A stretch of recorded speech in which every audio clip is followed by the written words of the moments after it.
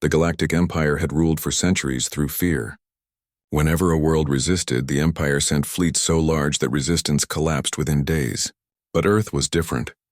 The humans had fought back with smaller ships, traps, and courage that shocked the invaders. Though the first battle ended with the Empire retreating, the Council in the Imperial capital did not see it as a true defeat. To them, it was a temporary setback, a problem to be fixed with more ships and more firepower. Council of the Empire. The Emperor sat upon a throne of black stone in the great chamber. Around him, the High Council members argued about the reports from Earth. One minister slammed his hand on the table. "Admiral Zorath failed. How can 20 of our warships lose to such a primitive race?" Another minister shook his head. "Do not exaggerate. Zorath's fleet was outnumbered. The humans sent everything they had into the fight. It was not weakness of the Empire. It was desperation of a small species." The Emperor raised his hand and silence filled the chamber. His voice was calm but carried power. "You believe they showed their full strength?" he asked. "Yes, my Emperor," replied the minister. "Their colonies are small. They could not have hidden reserves. What we saw was their entire military." The Emperor's eyes narrowed. "Then Earth will fall easily when we send a larger fleet. Prepare it." The Council bowed in agreement. None of them realized the truth. Humanity's hidden strength on Earth. The mood was both proud and cautious. People celebrated the retreat of the alien fleet, but leaders knew the Empire would return. Humanity had won the first battle, but the war was not over. General Marcus stood in the command center speaking to leaders from across the planet. His words were clear and steady. "They believe we sent everything," he said. "They think Earth is all we have. But they are wrong. The colonies have not yet fought." At that moment, representatives from Mars, Luna, and the outer colonies joined the meeting through shimmering screens. The Martian governor, wearing a red uniform marked with the dust of his world, spoke firmly. "Mars stands ready. Our fleets are armed. We will not let Earth fight alone." The commander from Luna added, "We have trained pilots eager to face the Empire. Give us the order." Even the distant colonies around Jupiter and Saturn promised support. Their ships were fewer, but their resolve was strong. General Marcus smiled slightly. "Good. Then let them believe we are weak. The next time they come, they will face not just Earth, but all of humanity." Training and preparation weeks passed as humans prepared. Factories on Earth worked day and night building new weapons. Engineers studied the wreckage of captured Imperial ships, pulling apart alien engines and learning their secrets. One engineer said with excitement, "Their shield generators are powerful, but their power cores are unstable. If we focus our fire on those points, we can break their defenses faster." Pilots trained harder than ever.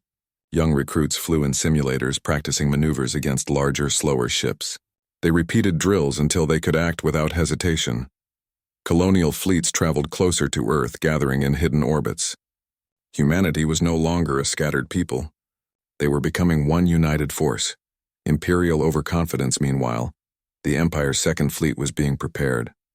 Admiral Sarath, chosen to replace Zorath, was confident in victory. "These humans may fight with passion," he told his officers, "but passion does not defeat power. We will bring twice as many ships armed with stronger weapons. Earth will fall in days." His fleet was massive compared to the first expedition. 40 warships escorted by carriers and transports filled with soldiers. The Empire expected no difficulty. Inside Imperial barracks, soldiers laughed at the idea of fighting humans. "They are weak creatures," one said. "Small ships, weak weapons. They only got lucky the first time." But whispers spread too. Some soldiers had heard the truth of the first battle. How human ships had fought with fierce courage. How drones had confused targeting systems. How cruisers had been destroyed by clever traps. A few began to wonder if this campaign would be harder than expected. The calm before the storm on Earth. The sky was peaceful, but everyone felt the coming storm. Families prepared shelters, cities built defenses, and volunteers joined the resistance. For the first time in history, humanity stood as one people united by a common enemy. In a quiet moment, General Marcus looked at Earth from orbit. The blue planet shone with oceans and clouds. "We are fighting for this," he whispered. "For every home, every child, every dream. And we will not lose." On Mars, Captain Lyra, a young pilot, prepared her squadron. She spoke to them in the hangar, her voice strong. "The Empire thinks we are only Earth. They have not seen us yet. When we fly into battle, remember, Every shot we fire is for our future. Show them what it means to be human. First signs of the second invasion. Human scouts patrolling the outer edges of the solar system were the first to detect it. On their screens appeared glowing signals.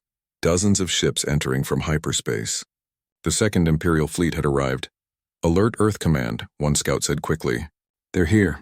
And there are more of them this time." The message raced across human networks. On Earth, sirens sounded in every city. Fleets began to move into position. Colonies sent their ships forward. Humanity was ready. Imperial Arrogance Admiral Sarath watched Earth from his flagship. His officers waited for orders. "Send them a message," Sarath commanded. The Imperial broadcast echoed across human space. "Humans, your resistance is meaningless. You fought bravely, but it ends here. Surrender now, and some of you may be spared. Refuse, and your world will burn, but this time..." The human reply came not just from Earth, from Mars. "We do not surrender." From Luna. "We will fight." From the outer colonies. "Humanity stands together." Admiral Sarath frowned. He had not expected such unity. Still, he believed numbers would win. The stage set human fleets gathered near Earth and its colonies, forming battle groups. Pilots checked their weapons. Soldiers waited in silence, their hands steady on their controls. General Marcus stood at the command center, his voice broadcast to every ship. "Remember what we fight for. They think we are broken. They think they saw our full strength.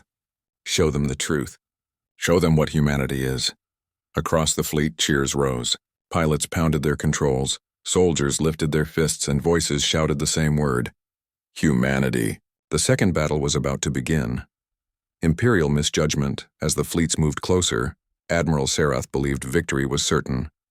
"They cannot stand against this force," he told himself. "This is all they have." But far beyond his view, in hidden stations and distant orbits, more human ships waited. Humanity had not revealed everything yet. What the Empire thought was the whole human army was still only part of it. The stage was set for a clash that would shake the galaxy. The second Imperial fleet moved like a storm through the blackness of space. 40 great warships advanced in perfect formation, their engines glowing blue and gold. Around them flew carriers, escorts, and transports filled with soldiers ready to invade Earth. To the Galactic Empire, this force was unstoppable. Admiral Sarath stood on the command deck of his flagship, tall and proud with cold eyes fixed on the blue world ahead. He believed this battle would end quickly. Earth would kneel, and the humans would finally learn their place. But across the solar system, humanity was waiting. Humanity's response on Earth. General Marcus studied the incoming fleet. His commander stood beside him, silent but ready. "They bring more ships than last time," Marcus said. "They think numbers will win. But we know their weakness now. We will show them again that Earth is not easy prey." Messages spread through the colonies. On Mars, Captain Lyra led her squadron into their red-hulled fighters. On Luna, fleets powered up weapons. From Jupiter's moons, slower but heavily armed ships began to move. Every colony was awake and united. For the first time, the Empire would face not just Earth, but all of humanity together. The battle begins. The second invasion began near the orbit of Mars. Imperial warships entered with blinding flashes of light, their weapons already charged. They moved with confidence, certain that the humans would break quickly, but the humans struck first. Hidden minefields detonated as Imperial cruisers advanced, tearing holes in their shields. Swarms of drones launched from disguised platforms, scattering like flocks of metallic birds. Human ships, smaller and faster, darted between the giant vessels, firing precise shots at weak points. Captain Lyra shouted through her comms, "Target their shield cores. Don't waste fire on the hull. Aim for the nodes." Her squadron obeyed. Bright lines of fire cut across space, striking an Imperial destroyer until its shield collapsed. Human torpedoes followed, smashing into the ship and breaking it apart. Admiral Sarath's calm expression hardened. "They are learning too quickly," he muttered. "Increase firepower. Crush them." Human adaptation, the Empire had always relied on fear and overwhelming strength. Most species surrendered without a fight, and those who resisted were too slow to adapt. But humans were different. In weeks, they had studied alien weapons and built counters. Engineers had modified missiles to pierce shields, and soldiers had trained to exploit Imperial tactics. Every mistake the Empire made in the first battle became a lesson for humanity.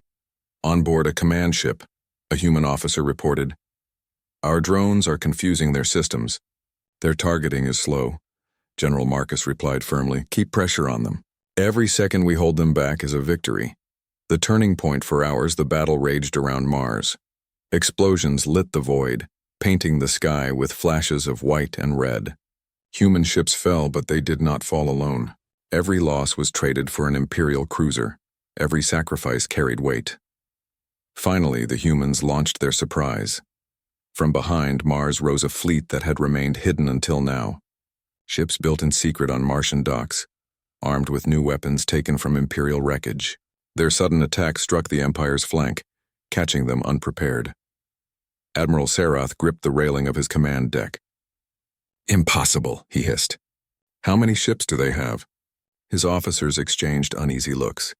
"We thought they had shown everything in the first battle," one whispered. But the truth was clear, the humans had much more. Fear in the Empire, as Imperial ships began to fall. Whispers spread through their crews. These humans, they should not be this strong.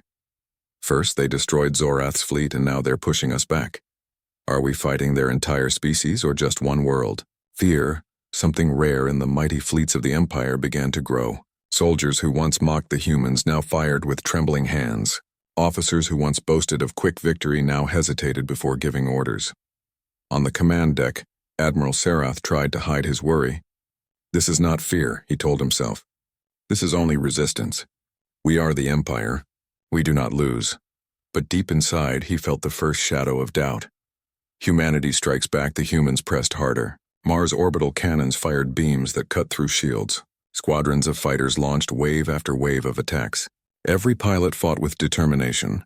Every ship moved with purpose.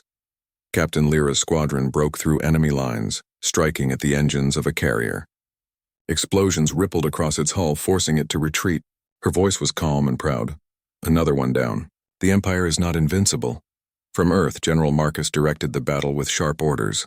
His strategy was not to destroy every ship, but to show the Empire something greater. To show that humanity would never break. The retreat, after a full day of fighting, the Empire had lost nearly a third of its fleet. Imperial commanders argued among themselves. Some urged to continue, others whispered about retreat. Admiral Sarath clenched his fists. "We cannot retreat," he said.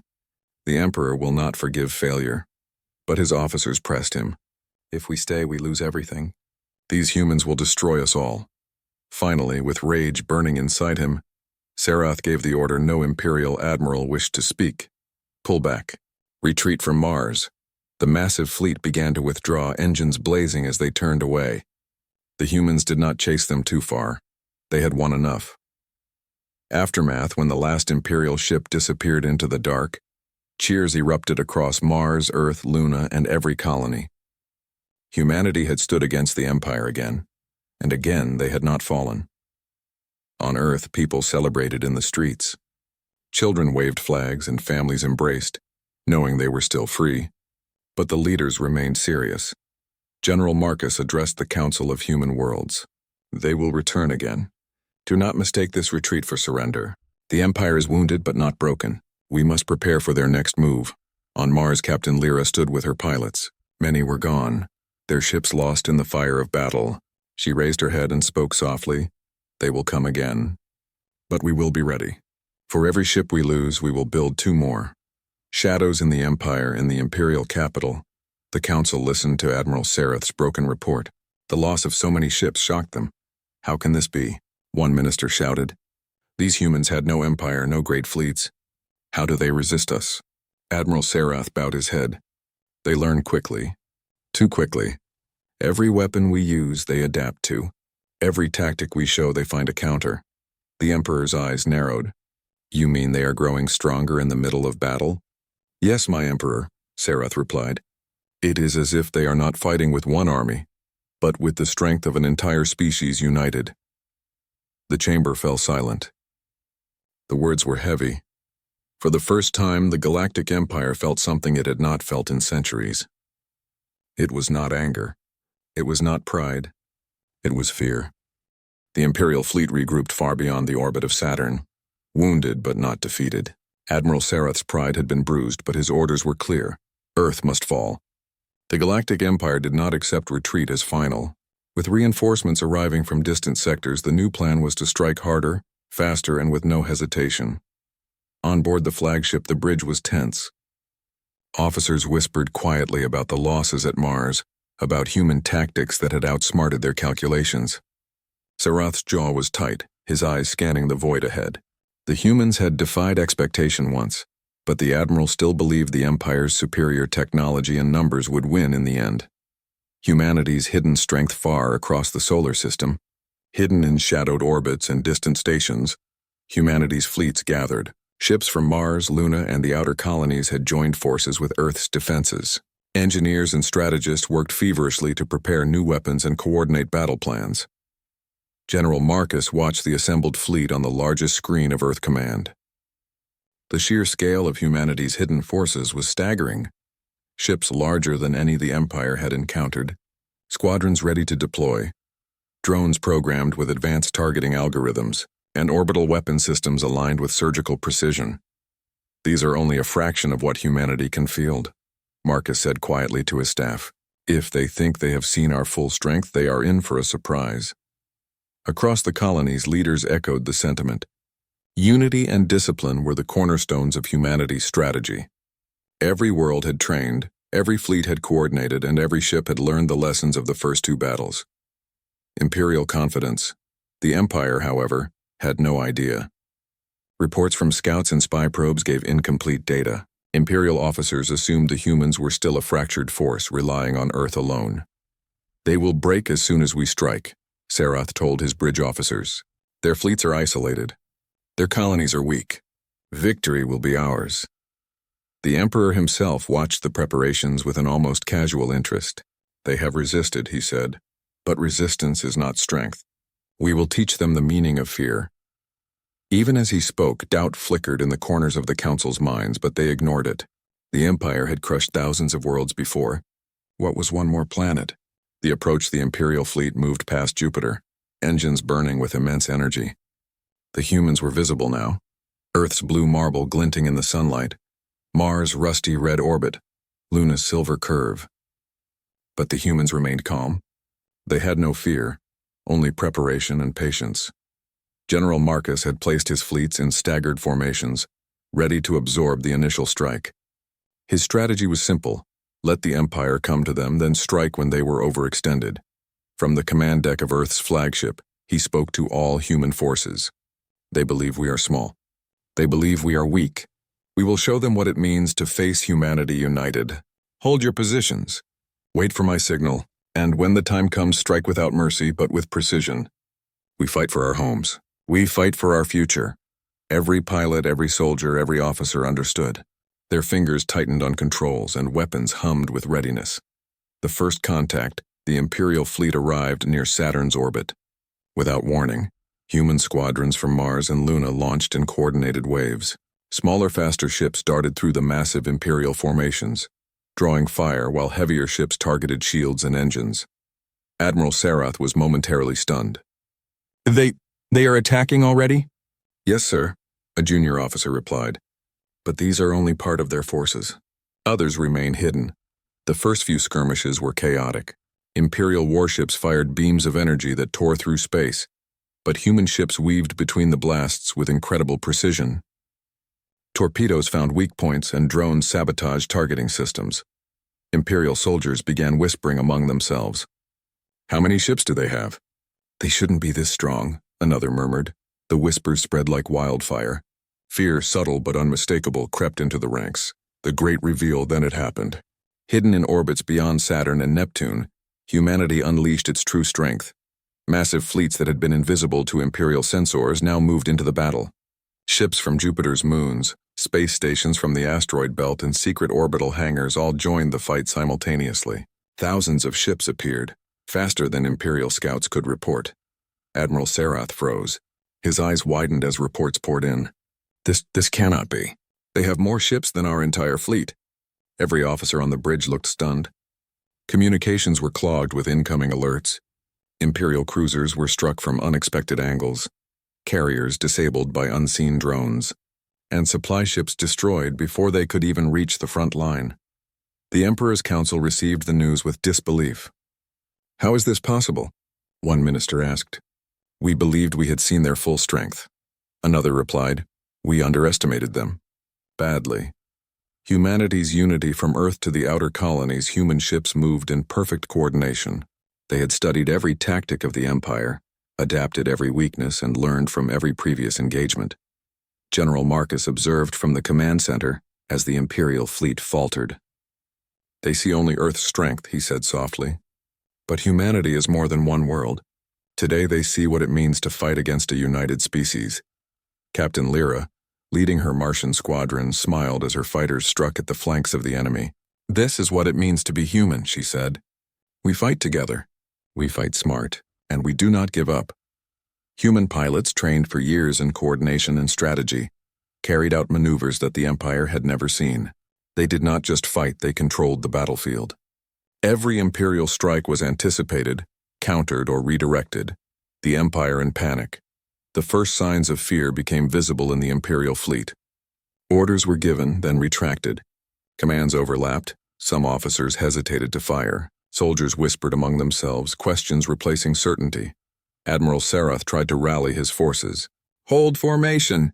Do not let them overwhelm us." But ships continued to fall. Imperial gunners had no clear targets. Shield systems collapsed under precise fire. Engines were destroyed and drones disabled critical systems. The Empire, long used to easy victories, faced chaos. "This is not possible," Sarath said again, gripping the console. "We are the Galactic Empire. We cannot lose to one planet, one species." But the truth was undeniable. They had underestimated humanity's size, strategy, and courage. And that misjudgment was now their undoing. Humanity's advantage, General Marcus, remained calm amidst the chaos. He understood that fear would work in their favor. The humans' goal was not simply to destroy every Imperial ship. It was to demonstrate strength, unity, and the cost of underestimating them. From the command center, he spoke to all fleets. "Press forward. Hold the line. Let them see the price of underestimating us. We fight for every world, for every life. Today, we show the galaxy what humanity can achieve together." Every pilot, every crew member, every soldier moved with renewed purpose. They were no longer defending Earth alone. They were the face of humanity, united, determined, and unbroken. Aftermath of the reveal. By the end of the day, the Imperial fleet had suffered massive losses. Several warships were destroyed, others crippled. The retreat that had once seemed like a temporary maneuver now became urgent. Fear spread across the bridge of every Imperial vessel. Soldiers shook, commanders argued, and morale plummeted. Admiral Sarath, exhausted and humiliated, sent a message back to the Emperor. "They are stronger than we imagined. Not just Earth, but all of them. They fight as one species. We cannot continue without massive reinforcements." The Emperor's eyes narrowed. "Then we must reconsider our approach. These humans, they are unlike any species we have faced before. They are dangerous." For the first time in centuries, the Empire felt fear. The humans had not only survived, they had demonstrated power beyond imagination. Across the galaxy, whispers began to spread. Other species observed the battle and realized that if this was only humanity's revealed strength, what else might they have hidden? The Imperial fleet retreated across the dark void of space, battered and confused. Their pride had been shattered, and their commanders could no longer hide their unease. The Galactic Empire, which had conquered countless worlds with ease, had met something they could neither crush nor fully understand. Humanity united. Admiral Sarath's flagship floated silently as the remaining warships regrouped. The bridge was tense, filled with officers who whispered in fear. Every report they received only deepened the sense of dread. The humans were not just resisting, they were advancing, coordinated, and relentless. Humanity's rising power. Across the solar system, humans prepared for the next move. General Marcus stood in Earth Command, his eyes scanning the fleet that now stretched from Earth to the outer colonies. The hidden reserves had been revealed, and the humans were ready to take the fight to the Empire. "Today," Marcus said calmly to his commanders, "we do not simply defend. Today we show the Empire the cost of underestimating humanity. We strike to protect every world we call home. From Mars, Captain Lyra led her squadron with precision. We are ready, she told her pilots. Every strike we make, every maneuver we execute, reminds them that we do not fear them. Humanity stands together. Across the colonies, ships hummed with energy, engines glowing as crews prepared for battle. For the first time, humanity was no longer scattered. It was a single unified force capable of facing the greatest power in the galaxy. The decisive battle begins. The Imperial fleet, still recovering from the shock of the previous encounter, moved cautiously toward the inner planets. They believed that a sudden attack might restore order, but the humans were ready. Hidden fleets positioned near Saturn, Uranus, and Neptune began to converge, encircling the Imperial forces in a slow, calculated trap. As the first Imperial ships entered range, human cannons fired. Beams of focused energy tore through shields, striking critical points on cruisers and carriers. Fast-moving fighters swarmed the flanks, targeting weak spots and avoiding counterattacks. Admiral Sarath's orders became frantic. Form a defensive. Perimeter, fire at anything that moves, hold the line. But the humans were everywhere. From every angle, coordinated attacks struck Imperial ships. Engineers had calculated trajectories, weapons had been modified for maximum efficiency, and pilots executed maneuvers that the Empire could not predict. The Empire faces unthinkable strength. For hours, the battle raged. Imperial soldiers fired their weapons trying to maintain formation, but chaos spread. The humans fought with discipline, courage, and intelligence. Every loss was planned for. Every maneuver had a purpose. Admiral Sarath could no longer hide the truth. He called his officers together. They cannot be this strong, he said. We are the Galactic Empire. We crush worlds, and yet they have destroyed half our fleet already. One officer spoke quietly, almost in fear. They fight as if every world they defend is their own home, and maybe it is. Perhaps this is why we are losing. We are invaders. They are protecting everything they love. The thought spread silently among the Imperial officers. For the first time, fear replaced confidence. Humanity's strategy, General Marcus, remained calm in Earth Command. He knew the Empire would panic if they saw humanity as a single united force. He had studied their tactics, predicted their hesitations, and prepared his fleets to strike where the Empire was weakest. From Earth's orbital station, Marcus issued orders that reached every ship in seconds. Focus on command ships first. Disrupt their communications. Break their morale, then target engines and weapons. Remember, we fight together, and we fight smart. We do not give them mercy, but we give them precision. Captain Lyra and her Martian pilots moved with perfect timing. They struck at critical nodes, tearing through shields and engines with surgical strikes. Luna's fleet fired from another vector, while the outer colonies closed in from behind. The Empire found itself trapped in a net of human coordination. The turning point. By the second day of the battle, the Imperial fleet was in full retreat. Warships were crippled, carriers were abandoned, and morale was shattered. Soldiers who had once mocked humans now whispered of fear, of underestimation, of something they had never faced before. Admiral Sarath sent an urgent message to the Emperor. They are not just strong, he admitted. They are united. They fight as one species. I cannot hold them off without massive reinforcements. And even then, I fear it may not be enough. The Emperor, hearing this, leaned forward on his throne. This is unexpected. They should be weak. They should have been crushed. How can one species defy us so completely? No one in the council could answer. The Empire had never faced anything like this. Humanity's victory. The humans pressed the advantage. Imperial ships were forced back toward the outer system. Even their fastest vessels could not escape coordinated strikes from every human fleet. From Earth, Marcus observed the Imperial retreat. He did not gloat. He understood that the Empire could still regroup, but he also knew that humanity had proven its power. On Mars, Captain Lyra watched the last of the Imperial ships vanish beyond Neptune. She spoke softly, almost to herself. They thought we were small. They thought we would fall easily. They were wrong. Every human across the solar system felt the same pride. They had stood against the greatest power in the galaxy and had not only survived, they had forced the Empire to retreat. The Empire, in fear as the Imperial fleet fled, fear spread across their ranks. Whispers turned into open panic. Soldiers questioned orders. Commanders hesitated to act.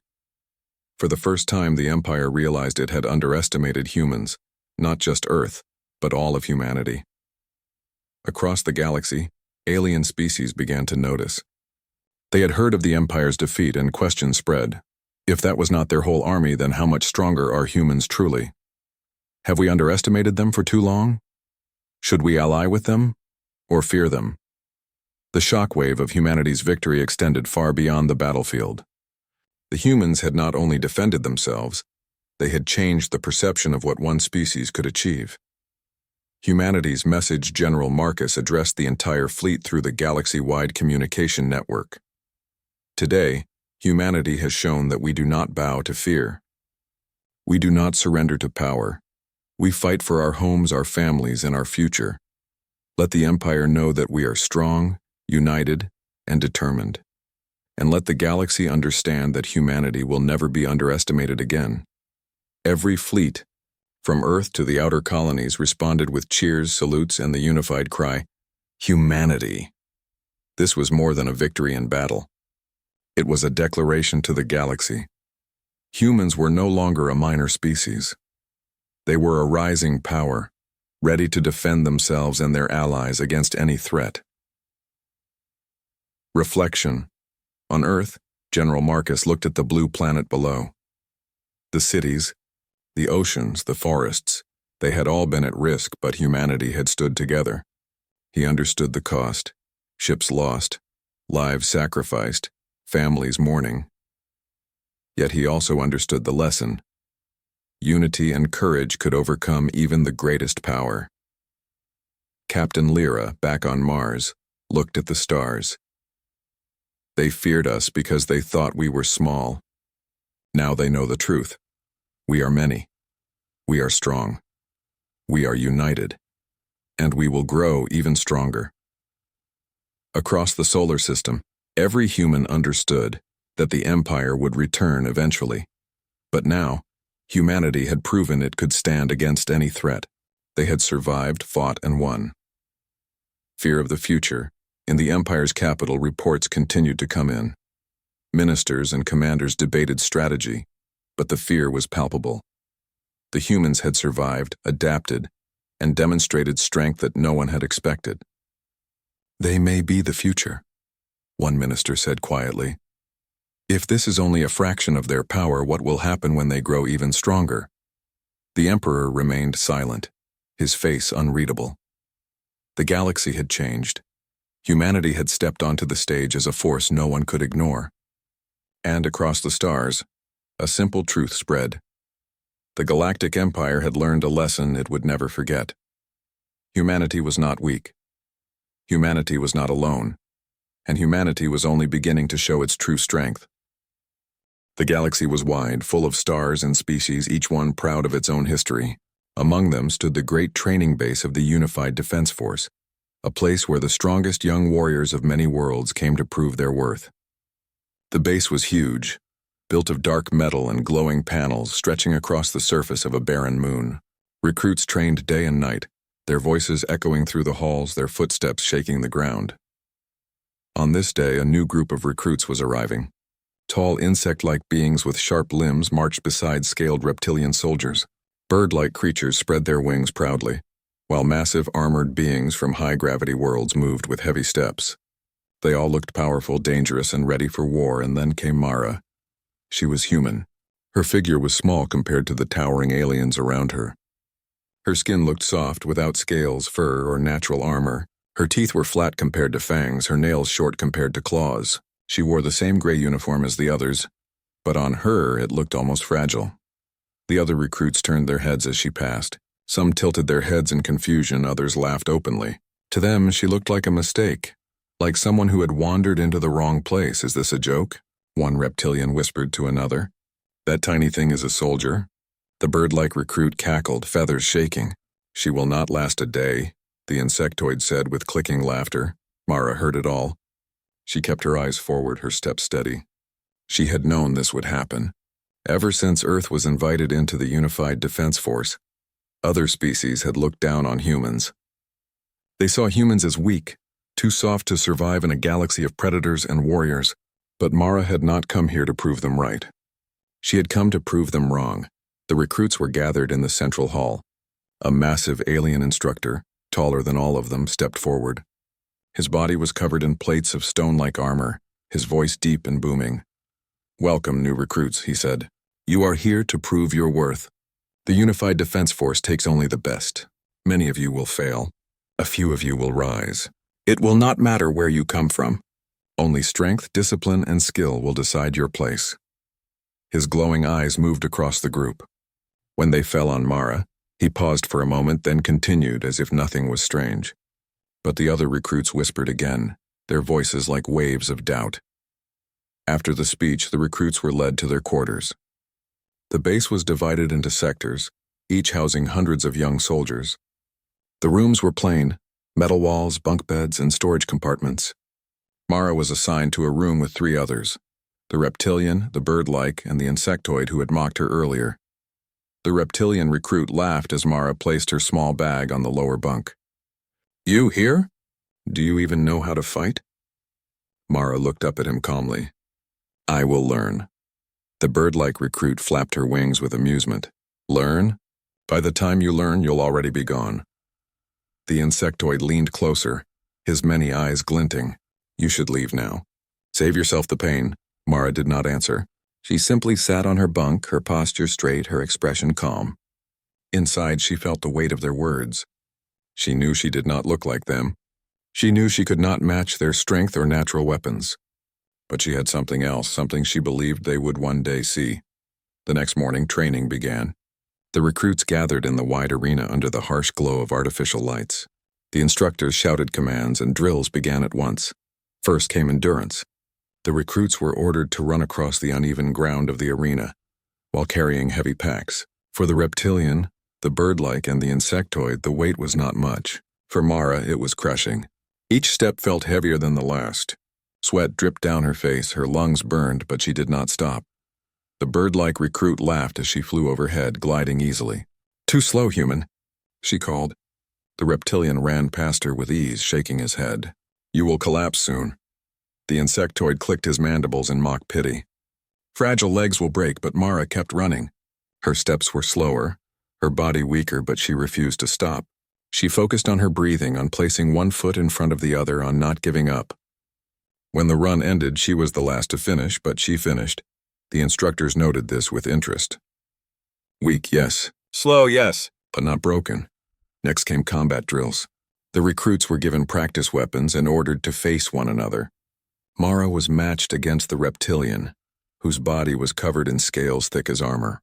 When the match began, he struck with speed and power. Mara blocked clumsily, stumbled, and fell. The reptilian laughed, standing over her. "Pathetic," he said, but Mara got back up. She raised her weapon again, breathing hard. The reptilian struck again, knocking her down once more. Again she stood. Again she raised her weapon. Again she fought. The reptilian grew annoyed. "Stay down, human!" But Mara refused. She lost the match, of course. The reptilian was too strong, his strikes too heavy. But when it was over, the instructor stepped forward. He looked at Mara and said, "You are weak, but you do not quit. That is a soldier's heart." The other recruits murmured at this. They had expected the human to be thrown out. Instead, the instructor had given her recognition. Day after day, the training continued. Mara was always the slowest, always the weakest, always the one who struggled the most. And yet, she was also the one who never surrendered. When her arms ached, she kept lifting. When her legs burned, she kept running. When she was knocked down, she stood back up. The laughter of the other recruits did not stop. But slowly, a new sound was added to it. Whispers. Whispers of confusion, whispers of curiosity. Why did she keep going? Why did she not give up like so many others had before her? One evening, after a long day of training, Mara sat alone in the mess hall. Her food was simple, tasteless, but she ate with calm focus. The bird-like recruit approached her, feathers ruffled. "Human," she said, her voice less mocking than before. "Why do you stay? Why do you not leave when it is clear you do not belong?" Mara looked up at her with steady eyes. "Because I belong here, even if no one else believes it yet." The bird-like recruit tilted her head, puzzled. She had no answer, so she walked away. Mara returned to her food, her mind steady. She knew the path ahead would be harder. She knew the others still doubted her. But inside her heart she carried a quiet fire. She had not come here to be liked. She had come here to prove something, not only to them, but to herself. And though no one could see it yet, something was already changing. Because when a human refuses to break, the galaxy will one day learn to stop laughing.